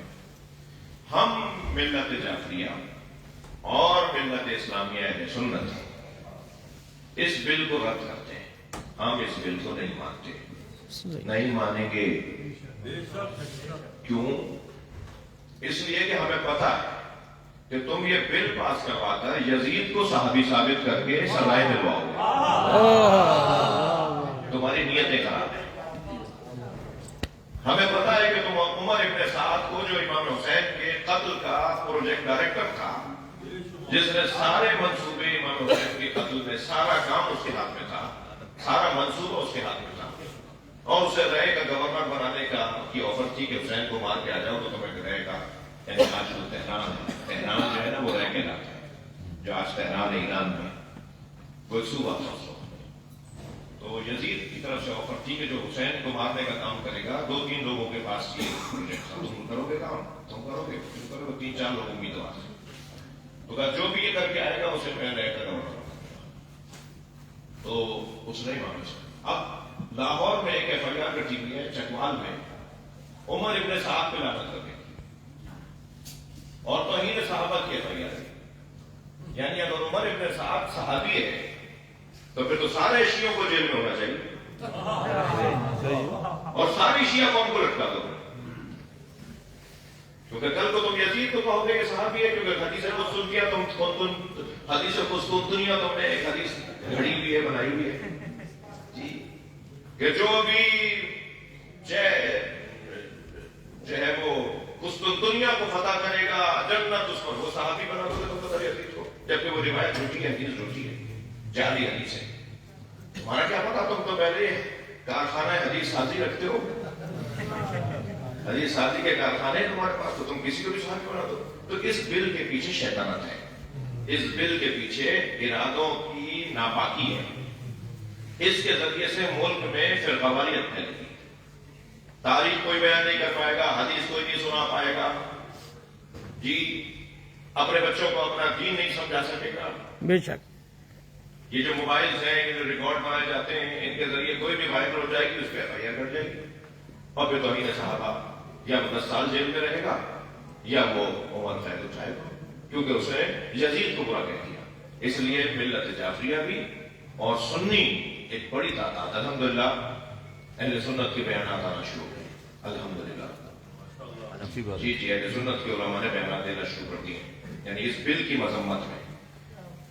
اور یہ بات آپ پر روشن ہو کہ یہ بل ابھی سینٹ سے پاس ہونا رہتا ہے، صدر کے سائن ہونا رہتے ہیں، تو انشاءاللہ سینٹ میں بیٹھے ہوئے لوگ سمجھداری کریں گے، اور صدر محترم بھی اگر ان تک پہنچ گیا تو وہ سمجھداری کریں گے۔ تم نے 50 قاتلوں، 50 لوگوں کے قتل کے قاتلوں کو اب تک سولی نہیں لٹکایا، سینٹ سے وہ پاس ہو چکے، اسمبلیوں سے وہ بل پاس ہو چکے، صدر صاحب سائن نہیں کر رہے، تو جب چاہتے ہو تو تم سائن روک دیتے ہو، جب چاہتے ہو تم ایسے 25 آدمیوں میں 35 آدمیوں میں بل پاس کر لیتے ہو۔ تو یہ مختصر سا اس کا تعارف تھا، ہم اس بل کو نہیں مانتے۔ جیسے ہی میں اتروں گا پرسوں تو اسی دن ہم نے کراچی میں ایک جلسہ بھی رکھا ہوا ہے اس حوالے سے، مکمل ہماری ساری جماعتیں متفق ہیں، MWM، شیعہ علماء کونسل، ISO، JSO، چھوٹی علاقائی جماعتیں، بڑی جماعتیں، سب متفق ہیں، سنی بھی ہمارے ساتھ متفق ہو رہے ہیں الحمدللہ۔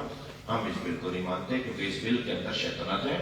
یہ کل کو قاتلان اہل بیت کو صحابی بتا کر یہ FIR کاٹیں گے اور سزائیں دلوائیں گے، تو بہتر ہے آج ہی طے کر دو کہ ساری شیعہ قوم جو ہے وہ جیل میں چلی جاتی ہے۔ صلوات پڑھیں گے محمد۔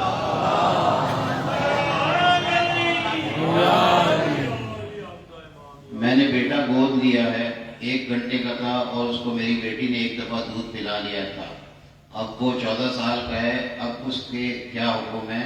اس کے ماں باپ کا پتہ نہیں۔ 1 دفعہ دودھ پلانا یا 2 دفعہ دودھ پلانا معیار نہیں ہے، دودھ اتنا پلایا گیا ہو محرم جب بنے گا دودھ پینے سے کہ یہ کہا جائے کہ اس نے اس کا دودھ پیا۔ 1 فیڈر 2 گھونٹ ایک دن 1 وقت کا دودھ کافی نہیں ہے، یعنی مسلسل اتنے، بعض نے 14 دن کا کہا ہے، بعض نے کہا نہیں 14 دن بھی نہیں، ممکن ہے کوئی 3 دن ہی پیے مگر خوب پیٹ بھر کے پیے بچہ دودھ، تو وہ بچہ اس کا پسر رضائی ہو جائے گا، رضائی بیٹا ہو جائے گا، اس کی اور اولاد کا وہ بھائی ہو جائے گا، محرم ہو جائے گا۔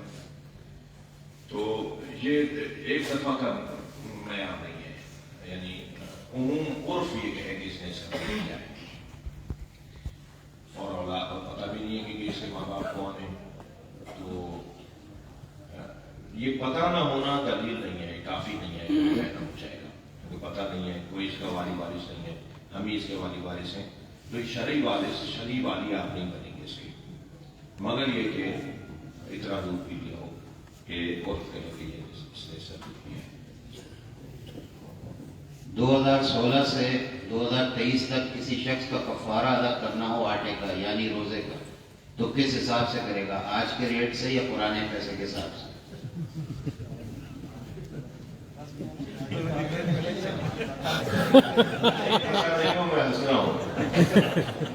کسی آواز آئی پھنس گئے کہ سوال دیکھیں، آپ جب نماز پڑھیں گے تو جس وقت پڑھیں گے وہی حکم لگے گا نا. حج کریں گے تو آپ کی جو حالت ہوگی اسی وقت کے حساب سے حج کریں گے نا.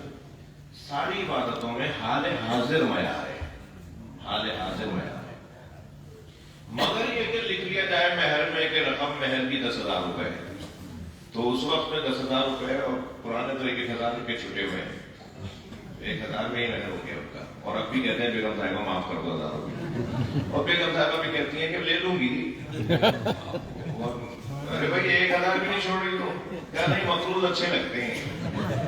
یہ جتنے دن مقروض رہیں گے ذرا بار بار آ کے معافیاں تو مانگیں گے نا. تو ہمارے پاس تو ہے ہی یہ چیز، یہ بھی آپ ہم سے لینے مولا. تو جو حال حاضر ہوتا ہے نا اس پر حکم لگتا ہے. حال حاضر تو آپ جس دن دے رہے ہیں اس دن کے ساتھ. سوال یہ ایک منٹ، ابھی یہ سوال کرو، یہ جو مہر نہیں دیتے اور جو بیگم رات کو جیب سے پیسے نکال لیتی ہے اس میں بولو گے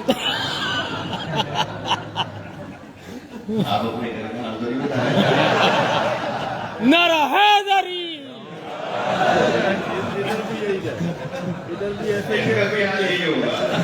دونوں جگہ ایک جیسے. ایک ہنسنے کی رات ہے شب ولادت. ایک سلوات پڑھیں محمد.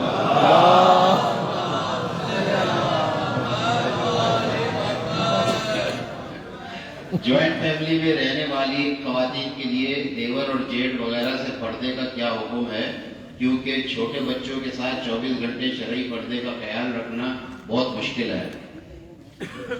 بچوں پہ کیوں الزام لگا رہے ہیں؟ شرعی پردہ تو انتہائی آسان ہے. بال ہی چھپانے. ہمارے ہاں خوشی کی بات یہ ہے کہ بر صغیر میں ہندوستان پاکستان میں خواتین کے جو لباس ہے وہ پورا پڑتا ہے. ہمارے یہاں شلوار قمیض جو گھر میں ہمارے ہم لوگ پہنتے ہیں، عورتیں پہنتی ہیں، مرد پہنتے ہیں، یہ حجاب ہے. بس سر چھپانا ہے اور آستینیں آپ کی کلائیوں تک ہونی چاہیے، اور جو ہے وہ پیر اگر گزرگاہیں ایسی ہیں کہ جہاں پیر کا نظر آئے گا اور توجہ بڑھے گا کسی کی اپنی طرف تو موزے پہننے. ویسے بھی میں آپ کو بتاؤں، جو مسلسل موزے پہننے والے لوگ ہیں نا ان کو پیر کی بیماریاں کم ہوتی ہیں. ڈاکٹر صاحب میں نے ایک ڈاکٹر سے سنا تھا آپ جب مسلسل کور رکھیں گے تو بہت ساری چیزیں مسلسل تو نہیں ہوتی، ظاہر ہے سوتے بھی ہیں، نہاتے بھی ہیں، سوتے بھی ہیں. تو جو واجب اسلامی حجاب ہے وہ تو بہت ہی مختصر سا ہے. ہمارے شلوار سمیت ایک اسلام باندھ دیا، اپنے مقامات اور لے لیا، حجاب مکمل ہو گیا. تو رہ گئی یہ بات کہ اس بنیاد پر یہ چھوٹے بچے ہیں یا چھوٹی فیملی ہے یا چھوٹا گھر ہے اور جیٹ اور دیور ساتھ رہتے ہیں تو کیا کریں. واجب نہیں چھوٹ سکتا ان باتوں سے، واجب تو ادا کرنا پڑے گا. سجدہ سہو کے بارے میں معلوم کرنا چاہ رہا تھا کہ اس کو سجدہ سہو کے بارے میں پوچھ رہے ہیں، لمبا جواب ہے اور اسی طرح میرے حساب سے 10 منٹ تک ہم اور بیٹھیں گے، پھر ان سے مزید بد دعائیں نہیں لیں گے. لیکن ظاہر ہے بہت زیادہ ٹائم ہو گیا، 10 منٹ اور بیٹھیں گے. ٹھیک ہے دادا بھائی، جو سوالات رہ جائیں اگر یہ بہنیں جو ہے وہ کوئی ای میل ایڈریس ایڈریس اس پہ لکھ دیں تو ہمارے دفتر سے انہیں جواب آ جائے گا، جو جواب جو رہ جائے سوالات۔ سجدہ سہو واجب رکنی کے چھٹنے پہ تو نماز باطل ہے، واجب غیر رکنی کے چھٹنے پر یا زیادہ کرنے پر، مونس بھائی زیادہ کرنے پر مونس بھائی کی طرف جو ماشاءاللہ شرعی مسائل کی طرف کافی ہے، اس لیے ان کی یعنی کہ واجب غیر رکنی کہ زیادہ کرنے پر یا کم کرنے پر، اور واجب رکنی کے اوپر اگر آپ کو چھوٹنے کا یقین ہے تو نماز باطل ہے، اور شک ہے تو پھر شک کے حکم میں آ جائے گی، وہ سجدہ سہو کا عنوان نہیں ہوگا یعنی۔ لیکن بھول گئے، مثلا آپ جو ہے وہ تشہد بھول گئے دوسری رکعت میں، اور تیسری رکعت کے کھڑے ہوئے بغیر تشہد پڑھے گئے، اور اب آپ نے نماز 4 رکعت کی تو تیسری رکعت کے لیے آپ کھڑے ہو گئے تشہد پڑھے بغیر، تیسری مکمل کریں گے، چوتھی کے لیے کھڑے ہوں گے، چوتھی مکمل کر کے تشہد پڑھیں گے۔ اب یہ کیونکہ آپ نے واجب چھوڑ دیا اور آپ کو یقین ہے کہ آپ بھولے، ٹھیک ہے، یقین ہے، شک نہیں ہے، شک نہیں ہے، یقین ہے، تو آپ جیسے ہی نماز مکمل کریں گے تو فوراً دائیں بائیں دیکھتے ہوئے مسافہ کیے بغیر سجدے میں 2 سجدے کریں گے، اور سجدے کا ذکر ہوگا بسم اللہ وباللہ اللہم صلی علی محمد وعلی محمد، 2 سجدے کر کے تشہد پڑھیں گے اور آخری سلام پڑھیں گے السلام علیکم ورحمۃ اللہ۔ تو یہ سجدہ سہو ہے۔ سجدہ سہو کہتے ہیں ہم سجدہ سہو ہے، لیکن 2 سجدہ سہو ہیں، 2 سجدے ہوتے ہیں تب جا کے سجدہ سہو مکمل ہوتا ہے۔ وہ گناہ جو ذہن تک محدود رہیں اور ان کا ارتکاب نہ ہو، کیا ان کی سزا انسان کو ملے گی یا نہیں؟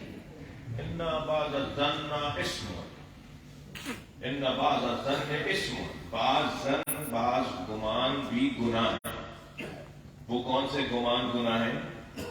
جس میں آپ نے سوچا ہے کہ ابھی اٹھ کر مثلاً اپنے بھائی کو پڑھواؤں گا، یہ بھی گناہ ہے۔ مثلاً سوچے کہ میں اپنے بھائی پر مقدمہ کرنے کے لیے سائن کرنے جا رہا ہوں، یہ بھی گناہ، شرارتی کاموں کے خیالات، گناہوں کے خیالات جو عمل کے قریب آپ کو کرتے ہیں وہ بھی گناہ ہے، مقدمہ بن جائے جو گناہ کا۔ لیکن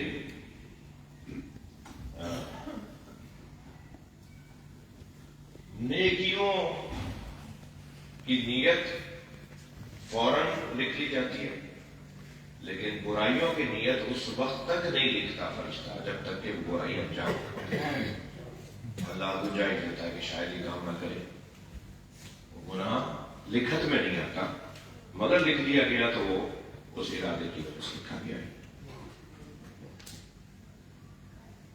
کیا مسا دونوں پاؤں کا اکٹھا کیا جا سکتا ہے یا باری باری کرنا ضروری ہے؟ پہلے سیدھا پیر پہ۔ آج ہم تشیعوں میں بھی بہت سے گروہ بنا بیٹھے ہیں، مثلا کچھ خود کو اخباری کہتے ہیں اور دوسرے اجتہاد پر توکل کر رہے ہیں ہوتے ہیں۔ آخر پاکستان میں یہ سب کیوں؟ باقی اسلامی ممالک میں تو ایسا نہیں ہے۔ نہیں، باقی ممالک میں بھی بہت کچھ ہے، اخباری مسلک اور اجتہادی مسلک۔ غیبت امام زمانہ میں اللہ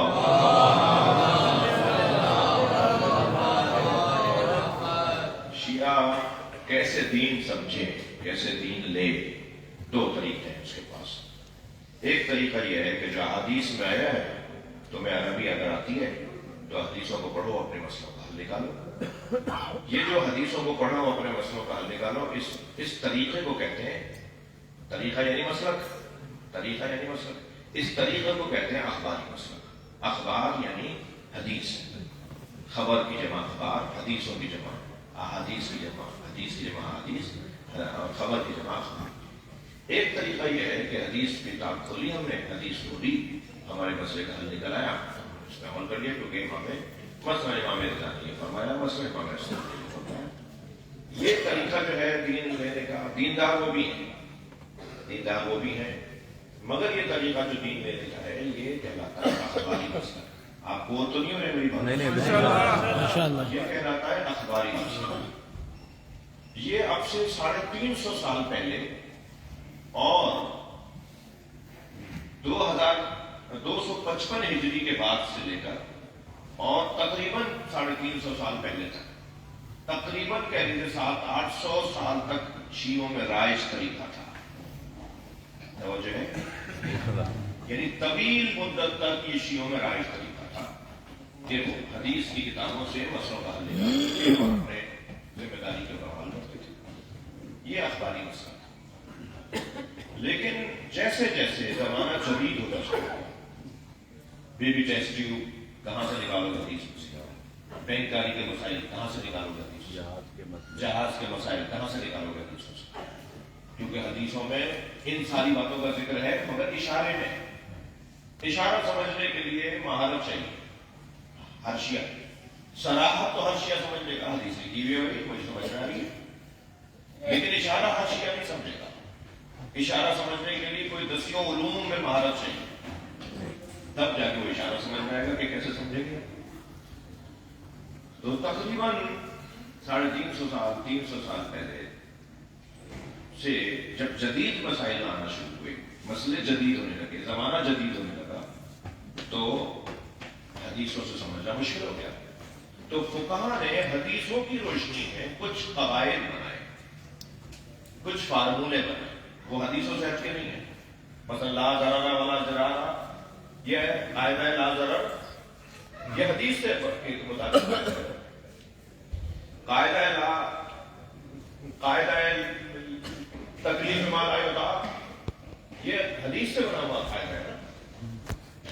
تو پھر علماء نے قواعد بنائے جس کو اصول کہتے ہیں، قواعد کہتے ہیں، اصول کہتے ہیں. تو پھر وہ مجتہدین جو حدیثوں کے مطابق مسئلہ شرعی بتاتے تھے وہ اخباری مجتہد تھے، جو اصولوں اور قواعد کے مطابق مسئلہ شرعی بتاتے ہیں وہ اصولی کہتے ہیں.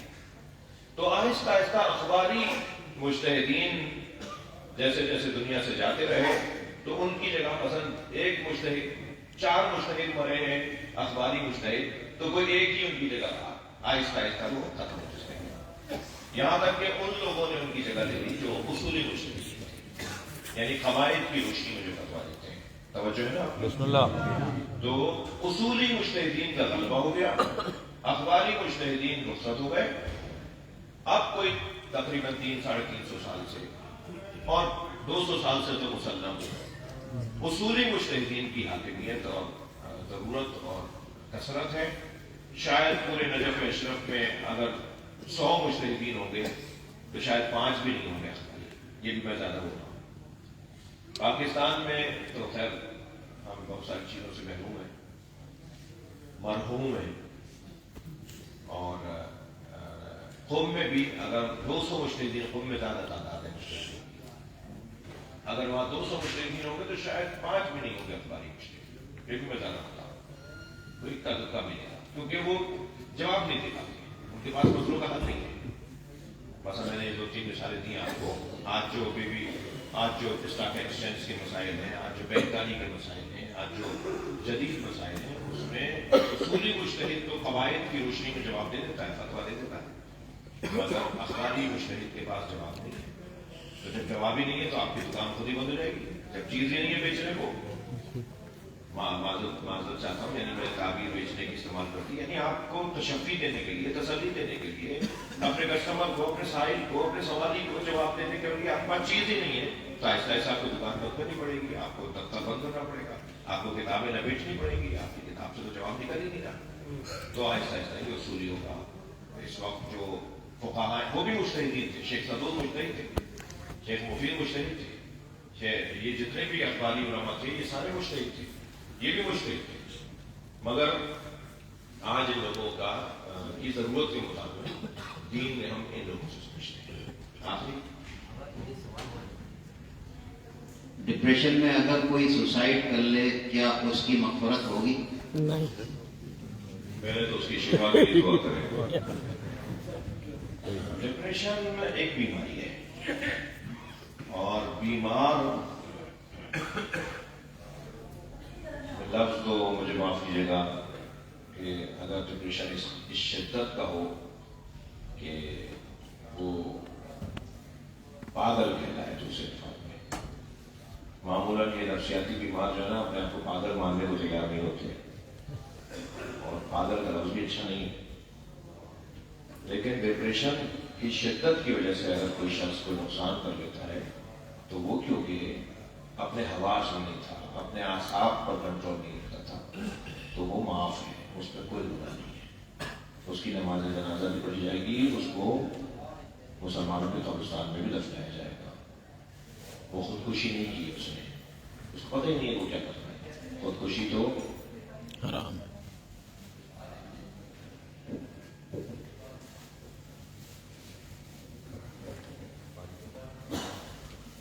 السلام علیکم، میرا نام مترت زہرا نقوی ہے اور میں ایک مائل نفسیات ہوں.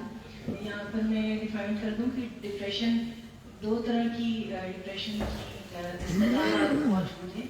ایک تو جو ڈپریشن غلط العام جو ہم سب کہتے ہیں افسردگی کے معنی جس میں ہے، اور دوسرا کلینکل ڈپریشن جس میں اگر میں آپ کو اس کی کیفیت بتاؤں، کیونکہ میرے پاس بہت سارے مریض ایسے آتے ہیں جو ڈپریشن کے ساتھ آتے ہیں، تو یہ ایک ایسی بیماری ہے جس میں آپ کے برین کے کیمیکلز میں ڈیٹیریوریشن آ جاتی ہے. یعنی ایسا کیمیکل جو ہم سب کے موڈ کو ڈٹرمن کرتا ہے، وہ کیمیکل جس وقت ریڈیوس ہوتا ہے تو اس وقت ڈپریشن کی کیفیت ہوتی ہے. اور یہ ایسی کیفیت ہے، مجھ سے اکثر لوگ سوال پوچھتے ہیں کہ اس میں کوئی انسان کیسا محسوس کرتا ہے. تو ڈپریشن میں سب سے مشکل کام کسی انسان کے لیے سانس لینا ہوتا ہے. جب وہ اس قدر تنگی محسوس کر رہا ہوتا ہے کہ اس کا سانس بھی اس پہ بھاری ہوتا ہے، تو وہاں پر موت یقینی ہوتی ہے. لہٰذا ڈپریشن میں ہوئی اموات کو اگر میں آپ کو یہ کہہ سکوں کہ یہ کوئی خود سوزی نہیں ہے، خودکشی نہیں ہے، بلکہ یہ بیماری کے ریفرنس میں موت ہے. جیسے کسی کو کینسر سے موت آتی ہے یا کسی کو ہارٹ اٹیک سے موت آتی ہے، اسی طرح ڈپریشن کی پیک بھی موت ہے. تو لہٰذا اس پہ بجائے اس کے کہ فتویٰ لیا جائے، اس پہ کسی ماہر سے رابطہ کیا جائے، بلکہ پرو ایکٹیو ہو کے اپنی مینٹل ہیلتھ کو بہتر بنانے پہ کام کیا جائے. اور علامہ صاحب کو میں بہت مبارکباد پیش کرنا چاہوں گی کہ یہ وہی کام کر رہے ہیں جو کام ہم کر رہے ہیں. لیکن اس میں فرق یہ ہے کہ یہ اصل سے لے کے آپ کی اصلاح کر رہے ہیں، آپ کو لائف سٹائل مینجمنٹ سکھا رہے ہیں، آپ کو رویے سکھا رہے ہیں. جبکہ ہم سائنسدانوں کا کام یہ ہے کہ ہم نے بڑا لمبا چکر کاٹا ہے، ہم نے صدیوں کے ٹرائل اینڈ ایرر سے جن چیزوں کو ایکسٹریکٹ کیا ہے. آج میں بحیثیت ایک سائنٹسٹ، ایک ماہر نفسیات بڑے فخر سے یہ بات کہتی ہوں کہ مولانا تو سلونی کے ممبر پہ بیٹھ کے دعویٰ کرتے ہیں کہ پوچھ لو جو پوچھنا چاہو. تو ہم سائنٹسٹ بھی جو بتا رہے ہیں وہ ولایت علی کے سوا کچھ بھی نہیں ہے. اور میں نے جتنی زندگیاں آج تک بچائی ہیں، چاہے کسی کی شادی بچائی ہے تو اسوہ فاطمہ پہ بچائی ہے، اگر میں نے کسی کو نشے کی لت سے بچایا ہے تو میں نے احادیث کی مدد سے بچایا ہے. اور میں نے جتنے لوگوں کو راہ مستقیم دکھائی ہے تو کہیں نہ کہیں رویے میں نے ائمہ طاہرین سے ہی سیکھ کے لوگوں کو سکھائے ہیں. تو مجھے بڑا فخر ہوتا ہے اس پہ کہ یہ ہمارے کرنے کا کام ہے، ہم سادات کے کرنے کا کام ہے، اور یہ کام ہمیں ہی کرنا چاہیے. بہت شکریہ. ڈاکٹر منور، یہ ہماری ڈاکٹر کی طرف سے رجوع کرنا پڑے گا اور آپ کا معاملہ ذرا گڑبڑ ہے.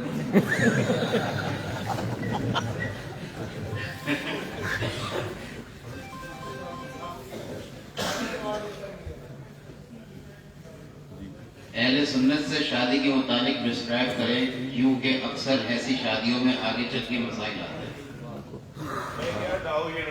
کراچی یونیورسٹی میں ڈاکٹر صاحب آپ کا شکریہ کہ آپ نے ہیلپ کی. اور فقہا بھی یہ فتویٰ دیتے ہیں جہاں ان کو ڈاکٹروں کی رائے لینا ہوتی ہے، وہاں ڈاکٹروں کی رائے لے کر فتویٰ دیتے ہیں. اور قرآن و حدیث سے ایک بات بتا رہی ہے، مگر یہ کیونکہ خاص مہارت سے تعلق رکھتا ہے تو پھر فقہا کے یہاں مشاوری ہوتی ہے اس فیلڈ کے ماہر سے، اس کے ایکسپرٹ سے، اس کے ڈاکٹر سے، اور پھر اس کے بعد فتویٰ جاری کیے جاتے ہیں. جتنے بھی خاص طور پہ میڈیکل سے متعلق فتوے ہیں، ایک میرے پاس مجموعہ ہے کتابوں کا طبی فتاویٰ، یعنی طب سے متعلق جو فتوے ہیں تمام فقہا کے اس میں فتوے ہیں، وہ سارے انہوں نے ڈاکٹروں کی ٹیم مختلف लोगों से उस बात को समझकर फिर दीन के पैगाम को जोड़कर फिर अपनी एक फतवे की सूरत में अपना फतवा शुरू किया। हम गए कराची यूनिवर्सिटी में, अक्सर यूनिवर्सिटीज़ में और उसमें इत्तेफाक हो रहा होता है, बार एसोसिएशन से खिताब करने का इत्तेफाक हो रहा होता है, डिस्ट्रिक्ट बार वकला से और लोगों से, डॉक्टरों से, मेडिकल सेंटर्स, मेडिकल कॉलेजेस में खुद आप सबसे एक इल्तिमास भी करूँगा इमाम हुसैन का, और आपसे ताबूत की अपील भी करूँगा। हम कराची में पहला मेडिकल कॉलेज अपनी तरफ से बनाने जा रहे हैं।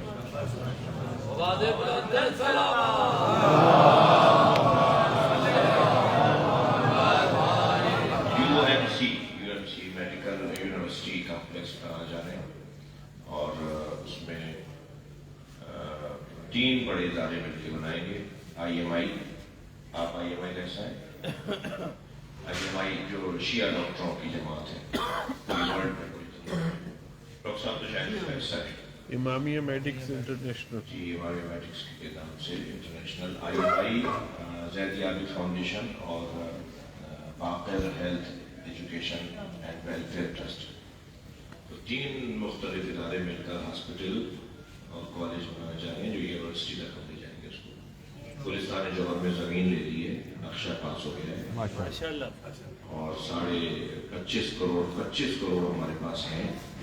मंसूबा है 750 करोड़ का, माशाअल्लाह 750 250 करोड़ महीने में कर जमा। करबला में कम से कम दुआ भी करें और इरादा भी करें कि जिसको अल्लाह ने ये तौफीक दी है, कोई एक कमरा, कोई एक फ्लोर, कोई एक सीढ़ी, कोई एक हिस्सा अपने मरहूमीन के लिए। जब आगा खान मुझे एक टीवी चैनल पे मुतासिब सुन्नी आलिम कहने लगा, भाई सुन्नी को माफ करना, वो एक मुतासिब सुन्नी आलिम कहने लगा कि आप शियों ने पाकिस्तान में क्या किया। मैंने कहा भाई ये 6 और 12 का झगड़ा हमारा आगा खानियों के साथ है, मगर वो फिर भी सुन्नी नहीं है। वो हमारा झगड़ा है कि मैं 12 को मानता हूँ और वो 6 को मानते हैं, मगर आगा खान भी है सुन्नत नहीं है। ये कितना बड़ा हॉस्पिटल किसने बना कर दिया? शियों ने नहीं बनाया। तो अल्हम्दुलिल्लाह फिर सुन्नी फिर मुझे माफ करेंगे। तो एक मिजाज भी हुई है, इस तरह की चीजें काट भी देना।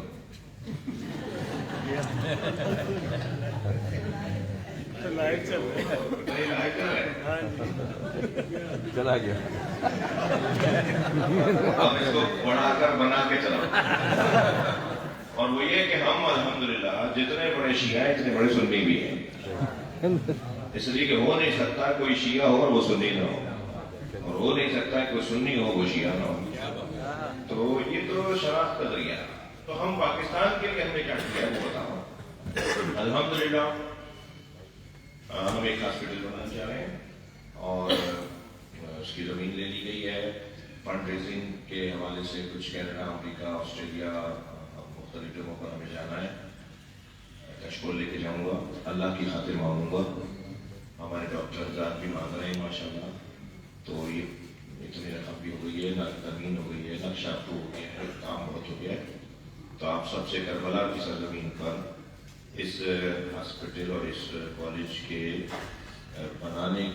बनने की दुआ की कबूलियत के लिए मौला की बारगाह में इमाम बाक़िर की रात है, 1 रजब की शब है, दुआओं की के लम्हात हैं। एक सलवात की सूरत में इस दुआ की कबूलियत के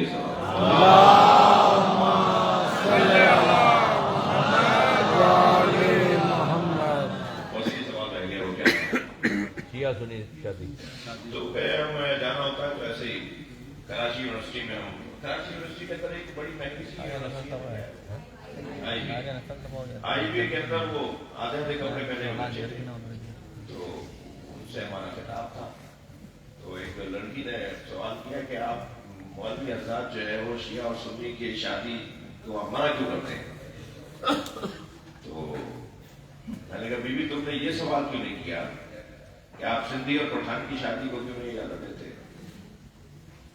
उसका तो तुम सवाल ही नहीं करती, इसलिए कि तयशुदा ये चलेगी नहीं गाड़ी।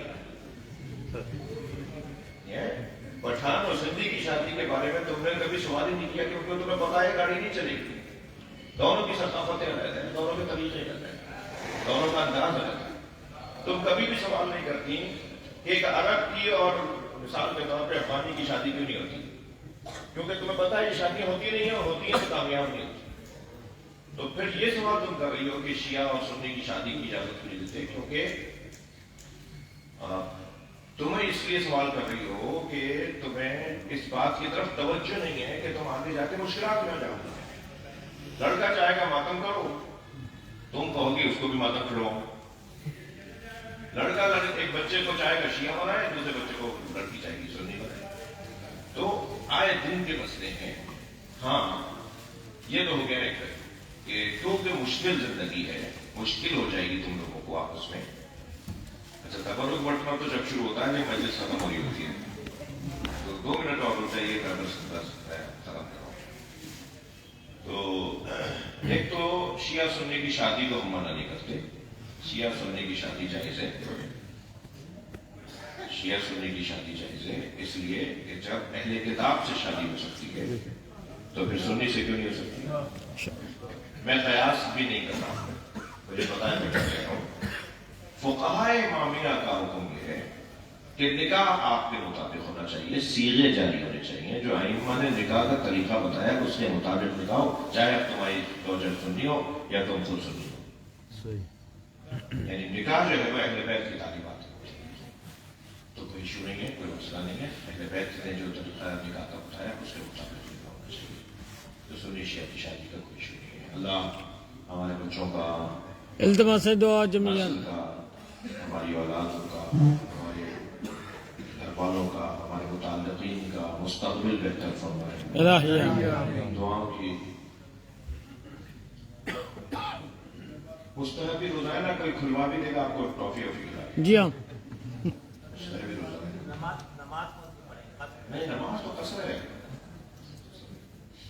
लेकिन मुस्तहबी रोजाना कोई आपको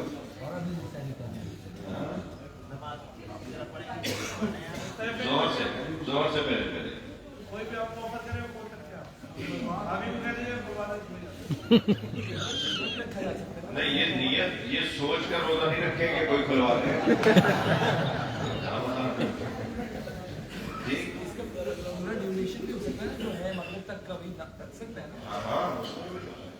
अल्लाह हम सबको अपने अमान में रखे।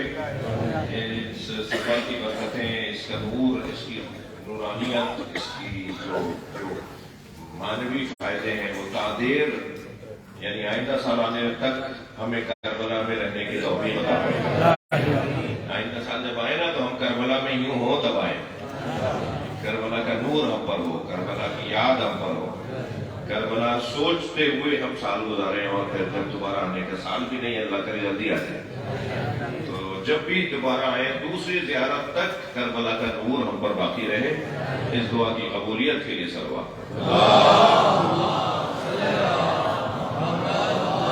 किसी की सवाल लग रहा हो तो